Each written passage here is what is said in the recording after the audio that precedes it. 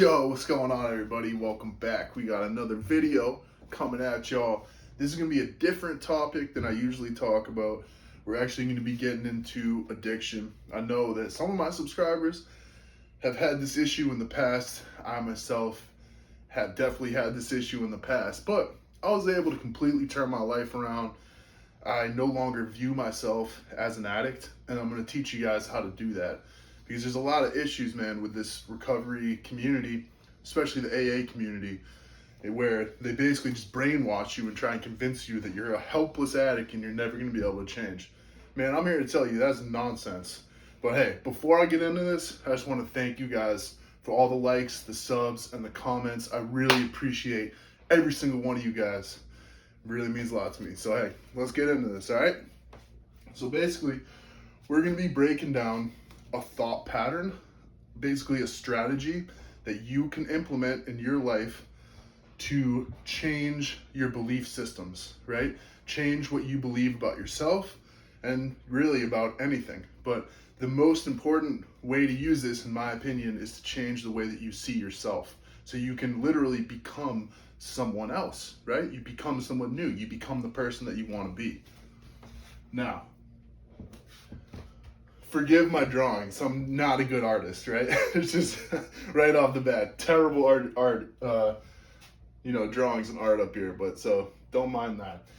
Anyway, so we're all human beings, right? And we have two kinds of thoughts. We have incoming thoughts that just pop into our head, right?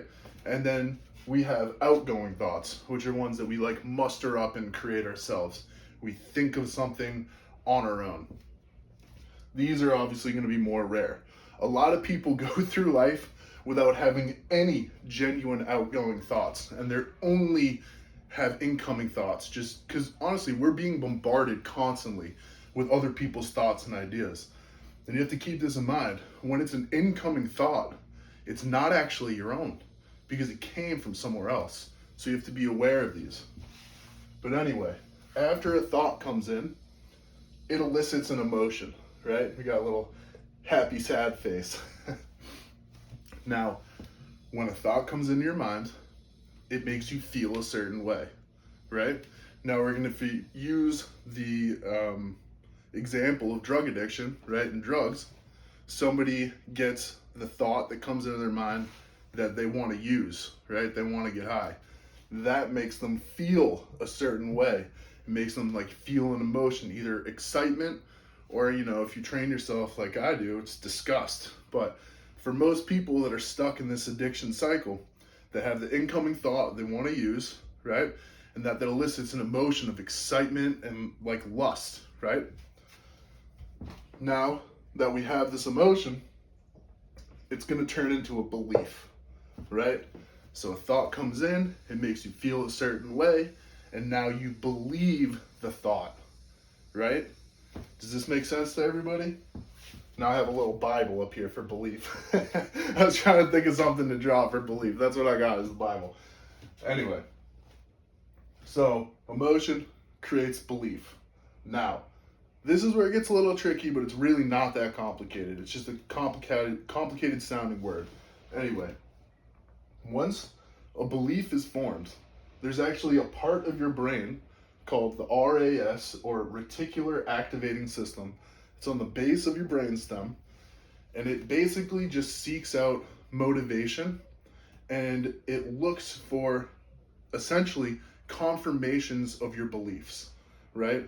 So if you have a belief that I'm a drug addict, the RAS is going to actively throughout your day look for confirmations that you are a drug addict, right? And this is done subconsciously or consciously, but for the most part, if you're unaware, it's almost all subconscious, okay?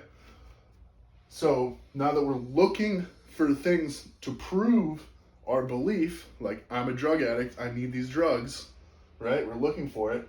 Then once we see it enough times, it's become confirmed that, aha, I knew it, right? I'm a drug addict. I've always been a drug addict because I have these thoughts of I want to use. They make me feel good. So I believe that I'm a drug addict. I look for confirmations out in the world, right? Other people call me drug addict or whatever it may be. And now it's confirmed. Once it's confirmed, it becomes a conviction. And once it's a conviction, it's very hard to break, right?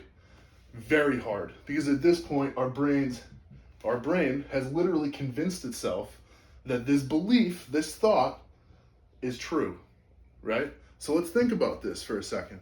You could have an incoming thought that's not your own and convince yourself unknowingly that this is the reality, that this is the truth, even if it's a thought that was not your own, something that you actually don't really believe inside.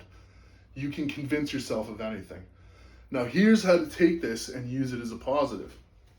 You have to actively use your outgoing thoughts and run through this system consciously, okay? And you do this by way of affirmations, right? Everybody's heard of affirmations, positive affirmations. Now, they are bullshit to an extent, but that's because people use them in the wrong way. You should never use affirmations when there's times of resistance. So if you have an incoming thought that's like, I'm a drug addict, that's not the time for positive affirmations, because it's a time of turmoil and resistance. And you're creating resistance when you're fighting against that, and that's not what we want. We want these affirmations to have zero resistance, okay? So ideally, you're gonna do them first thing in the morning and right before you go to bed, and that's it. Otherwise, you should never mention these affirmations, right?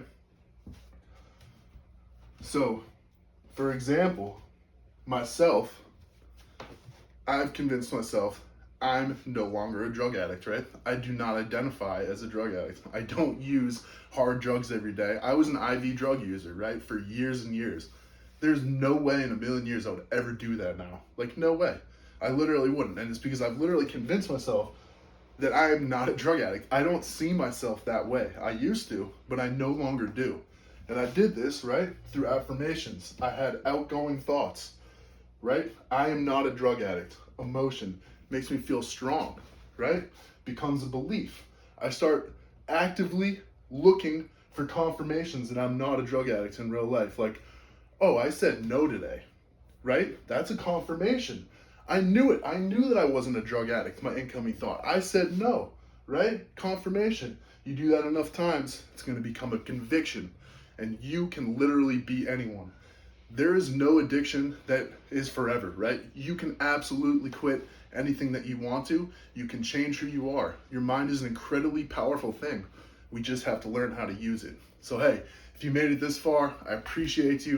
It means the world to me. Leave me a comment, hit that subscribe button. Let me know how you're gonna use this. You're gonna use this to make yourself better? Let me know. All right, peace guys. Also, if you like this content, let me know. I'll make more of it. All right, peace.